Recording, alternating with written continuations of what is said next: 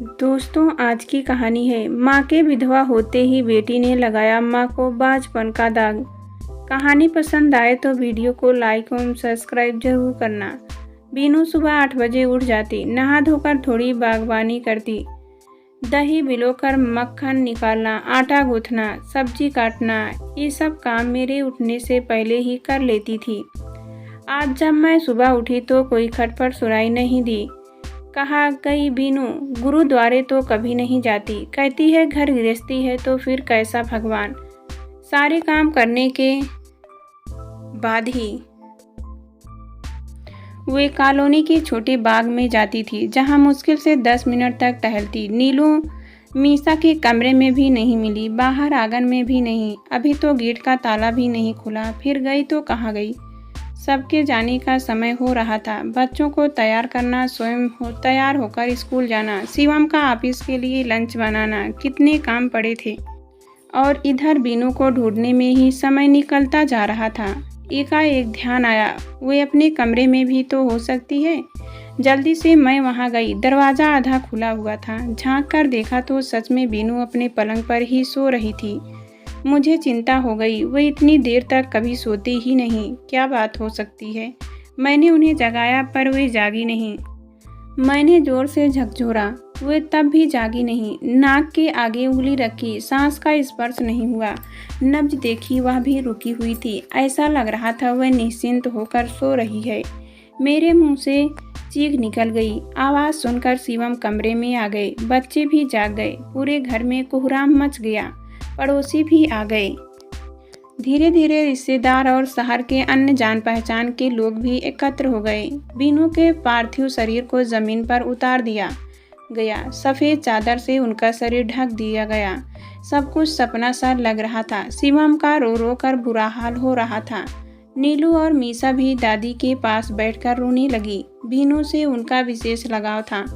आने वाले लोग शिवम और मुझे सांत्वना देते, पर साथ ही स्वयं भी रोने लगते। बीनू थी ही ऐसी, वे बड़ों के साथ और छोटों के साथ छोटी बन जाती थी। जहाँ भी जाती स्वयं ही रिश्ता बना लेती और उन रिश्तों को भी निभाने में भी काबिल रहती। उनकी हर मुश्किल में काम आती। ऐसी बीनू के आज अकस्मात चले जाने का सबको बेहद दुख था। बिना किसी को कष्ट दिए साफ सुथरा शरीर लिए वे चली गई और पीछे छोड़ गई यादों का पुलिंदा। उनके बिना जीवन कैसा होगा, मैं सोचकर ही बेहाल होती जा रही थी। आगे की तो क्या कहूँ, अभी क्या करना है यही मुझे समझ नहीं आ रहा था। पड़ोसी सब संभाल रहे थे। लॉबी में बीनू शांत लेटी हुई थी। गजल गायक जगजीत सिंह की हल्की आवाज़ में कैसेट बारी बारी से चल रही थी। वे सुबह सुबह एक कैसेट जरूर चलाती थी। कानों में आवाज़ जाने से ध्यान उधर खींचने लग जाता था। लेकिन वातावरण एक बार फिर बोझिल हो गया जब शिवम की बड़ी बहन सिम्मी बहन जी आई। दूसरे शहर में रहती है, इसलिए आने में देर हो गई थी। रो रो कर उनका बुरा हाल हो रहा था। बीनू माँ थी उनकी, वह माँ जिसे 25 वर्ष की छोटी सी आयु में वक्त ने विधवापन का लाबदा ओढ़ा दिया था। उन्होंने शिवम और सिम्मी बहन जी का लालन पालन किया, उंगली पकड़कर जीवन में चलने के लिए सक्षम बनाया। सिम्मी बहन जी तो शादी के बाद ससुराल चली गई थी। घर में शिवम और बीनू अकेले रह गए थे। जब मेरी शिवम से शादी हुई तो मुझे सास के रूप में माँ और सहेली एक साथ मिल गई थी। ऐसी माँ ऐसी सास भी होती हैं क्या। उन्होंने मुझे सिम्मी जैसा ही प्यार दिया। मैंने उनकी जगह लेकर उस कमी को पूरा किया था। मैंने बीनू को पूरा मान सम्मान दिया और उन्होंने मुझे पूरी तरह से स्वीकारा। मेरी कमियों को उन्होंने सदैव ढांपे रखा, जबकि मैं उनकी नहीं शिवम की पसंद थी। बहू जल्दी करो, वक्त बहुत हो गया, बीनू को नहला दो। और रात में पता नहीं कब की गुजरी है। मर्द लोग जनाजा उठाने को कह रहे हैं, किसी बुजुर्ग औरत ने कहा तो मैं चौंक गई। उठी तो 2 औरतें मेरे साथ लग गई। दही मल कर बीनू को नहलाया। अनसिले सूट का कपड़ा उनके शरीर पर लपेट सफ़ेद चादर से ढक दिया। गर्मी के कारण शरीर थोड़ा फूल गया था, पर शेष कोई विकृत नहीं। आई 75 वर्ष की हो गई थी, पर चेहरे पर वह चमक थी। 50 वर्ष का वैधव्य पूरा करके वे इस घर से सदा के लिए विदा हो रही थी। जैसे ही अर्थी उठी, एक बार फिर कोहराम मच गया। शिवम फूट फूट कर रोने लगे। वे माँ जिसका आंचल जीवन भर उसके सिर पर छाया करता रहा, उसे हर मुश्किल से बचाता, वह छूट रहा था। शिवम ने बीनू की चिता को मुखाग्नि देकर पुत्र होने का अपना कर्तव्य निभाया। शमशान से लौटते हुए दोपहर हो गई थी। मेरे मायके वालों ने खाने का प्रबंध कर दिया था। न चाहते हुए भी 2-4 कौर मैं निगल गई। जीने के लिए खाना जरूरी है, कोई किसी के साथ नहीं जाता। आंसुओं का सागर उमड़ रहा हो, फिर भी कुछ खाना तो है ही ना। सारा दिन रोने धोने में निकल गया था। मन के साथ शरीर भी थकावट से टूट रहा था। फिर भी आंखों में नींद का लेस मात्र भी नाम नहीं था। गृहस्थी की नया डगमगाती सी लग रही थी बीनू के बिना जीने की कल्पना से। मैं सिहर उठी। कैसे होगा सब कुछ शिवम, और मुझे तो कुछ भी पता नहीं। बीनू का जाना हमारे लिए अपूरणीय क्षति थी। जब से इस घर में आई हूँ, बीनू ही सारे काम करती आ रही थी। शुरू के दिनों में हमारे जगने से पहले ही वह मेरा और शिवम का लंच बॉक्स तैयार कर टेबल पर रख देती थी। हम जीने के लिए जल्दी करते, पर वह नाश्ता कराए बिना घर से निकलने नहीं देती थी।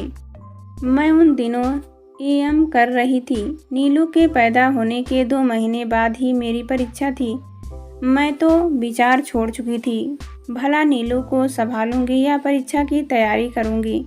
पर बीनू ने मेरा साहस बढ़ाया था, मुझे प्रोत्साहित किया। उन्होंने कहा था, स्नेहा तुम नीलू की चिंता छोड़ दो, मैं सब देख लूँगी, तुम बस अपनी परीक्षा की तैयारी करो। सच में उन्होंने सब कुछ संभाल लिया था।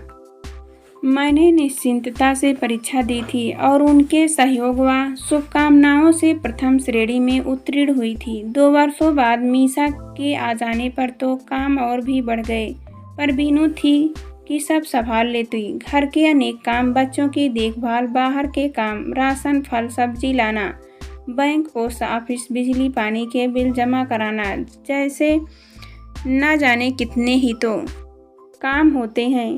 हमें तो पता ही नहीं चलता था और वे सब कर लेती। घर की जिम्मेदारियों के साथ साथ रिश्तेदार, मित्र, पड़ोसी सबके साथ निभाती। खुशी गमी के अवसर पर हर जगह पहुंचती। हम तो कभी कभार ही विवाहोत्सव में चले जाते थे। सारी रात बीनू की बातों, उनकी यादों में ही बीत गई। अगला दिन और भी भारी था। सिम्मी, बहन जी और रिश्तेदारों ने संभाल लिया। शिवम चाहते थे बीनू की सभी रस्मों को निभाया जाए, लेकिन रिश्तेदार भी कब तक बैठ सकते हैं। भारी मन से न चाहते हुए भी शिवम को सबकी बात माननी पड़ी। चौथे दिन शोक सभा कर सब औपचारिकताएं निभाई। इस बीच सिम्मी, बहन जी और मामी जी हमारे साथ ही रही।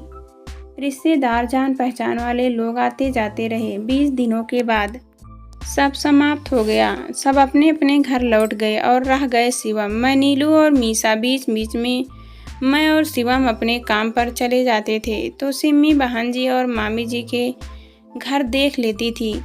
उनके जाने के बाद आज पहला दिन था। रोज़ सुबह 5 बजे उठती थी, पर आज 4 बजे उठी। अकेले ही सारे काम निपटाने थे। काम करते करते 7 बज गए। जल्दी जल्दी नीलू मीसा को तैयार करके स्वयं तैयार हो गई। शिवम ऑफिस के लिए चल पड़े थे। पहले बीनू, नीलू और मीसा को बस स्टॉप पर छोड़ जाती थी। आज उनके बैग उठाकर, उंगली पकड़कर बस स्टॉप पर गई। उन्हें बिठाकर अपने स्कूल के लिए रिक्शा ले लिया। बीनू के होते हुए शिवम मुझे अपने साथ ही ले जाते थे। मुझे स्कूल छोड़कर अपने ऑफिस के लिए निकल जाते थे। मैं 10 मिनट पहले ही स्कूल पहुंच जाती थी, लेकिन आज 10 मिनट देर से पहुंची। नीलू, मीसा के स्कूल की छुट्टी मुझसे पहले हो जाती है। एकाएक ध्यान आया तो हाथ पांव फूल गए, या तो मैंने सोचा ही नहीं था। शॉर्ट लीव लेकर स्टॉप पर पहुंची तो बस निकल गई थी। अभिभावक के बिना कंडक्टर ने उन्हें उतारा ही नहीं। उसी रिक्शा से उनके स्कूल गई। बस अभी वापस नहीं आई थी। 10 मिनट प्रतीक्षा की, उन्हें लेकर घर पहुंची। ताले खोले, कपड़े बदले, जल्दी जल्दी खाना बनाकर दोनों को खिलाया, उन्हें सुलाकर शाम का नाश्ता, रात का खाना बनाया। बाई हम सबके चले जाने के बाद आती थी। बीनू उससे सारे काम करवा लेती थी। मैं जब तक आती घर साफ सुथरा मिलता। खाना खाकर मैंने नीलू मीसा के साथ सो जाती।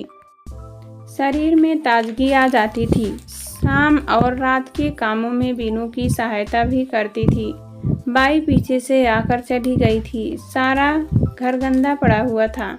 बर्तन, सफाई, कपड़े सभी यों के त्यों पड़े थे। कहाँ से शुरू करूं? बच्चों को पढ़ाना, रात का खाना, सुबह के लिए तैयारी।